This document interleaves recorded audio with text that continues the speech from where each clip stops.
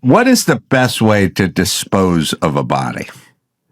Well, I've heard of a dump, go out on a boat, Right. put them in a drum with some weights, throw the drum over the side, it goes to the bottom, it sinks to the bottom, the water's deep. You're never going to find them, even if somebody hits them with a fishing line. Right. You're not going to pull this thing up. Right. It weighs 400 or 500 pounds. You never pull it up. Right. People have buried guys. People have did acid things in a drum, I've heard. I've never participated in stuff like that. Chopping them up like Roy DeMeo did. Well, Everybody he killed, they chopped them up. say chopped up. How much do you got to chop somebody up? Well, here's what they did, what he had told me. Because I asked that question when he was talking to me about it. He says, I chopped them up in pieces. The leg, maybe 3-4 pieces. The head, from the neck, hand, arm, this, that. Yeah. I break all the teeth out. And all these things, he, chops them up in fine pieces. And then throws it in dumpsters where he knows when they're picking it up. And they bring it to the dumps. And when they put it in the dumps, there's hundreds of garbage trucks picking up stuff and throwing it in there. There's bulldozers and tractors going over, and everything is smashed. There's millions of rats. Oh, yeah. So that eats anything and everything. And after a while, if that never, nobody ever saw it, in a day, they might put a foot of dirt and concrete and garbage. After a couple of weeks, that thing could be 6-8 feet under. Yeah, it's gone. He'd time it for the pickups of the dumpster. He knew the pickups. He knew everything. This Kuklinski claims to be involved with Jimmy Hoffa's disappearance, but that's probably more bullshit, right? Yeah, of course. Yes, absolutely. So he was a serial liar, not a serial killer. Well, I think he's yes. Yeah, I would agree with that. But he's a serial everything. You could call him a serial liar, serial killer, serial everything. But the serial stuff really did not. His son got arrested, and he had called the government. He wanted to tell a story of who's who and what's what. Mm-hmm. The government came down. His son was pinched on some bullshit drug charges.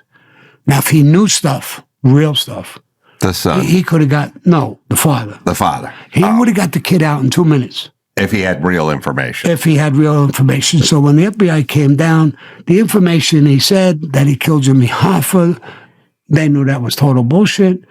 He said, a few people that he said he killed. The cop, they knew that was total bullshit. They couldn't even answer that there was a chandelier on the bottom. Right. So they walked away. They didn't get the kid out. Mm-hmm. He couldn't even make a deal. So if he had anything legit, the agents said to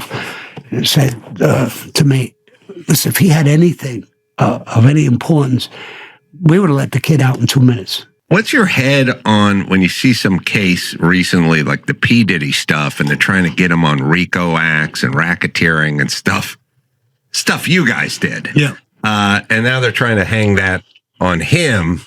He's doing drugs, having sex parties, hiring prostitutes, but does it make sense that they're trying to get him for, RICO stuff? No. RICO has it's made for a huge group like the Mafia. It's an organization. It's a syndicate. And there's a boss, an underboss, the consigliere, captains, made guys. And they're doing all kinds of things, unions, drugs, 100 different crimes.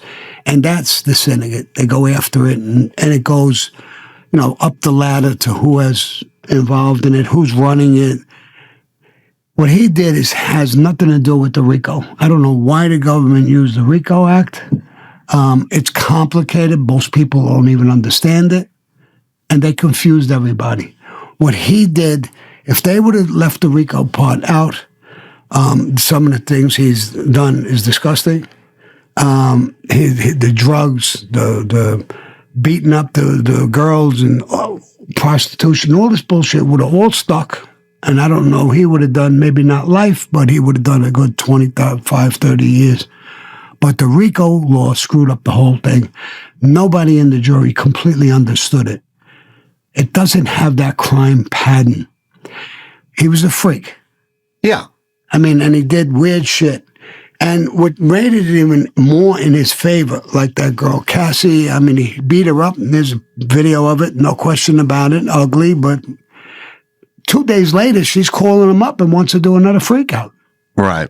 So how is she a victim? Yeah. Most of these men or women went in voluntarily to take drugs, to party, to freak out. It has nothing to do with like the RICO statute. It really doesn't. So they got over their skis. They got overzealous. They tried to charge him with stuff that wasn't applicable, and then lost the whole thing by confusing everybody when they could have just focused on some of the crime. And the guy's, I don't know, 55 years old. I mean, he'd be in jail till he was 75 or 80 if they got those ones to stick. Here's what I think they got greedy. Yeah. The RICO law, if you get convicted of that, they take everything. All your money, houses, cars, you name it, they take it. I think they were looking at that.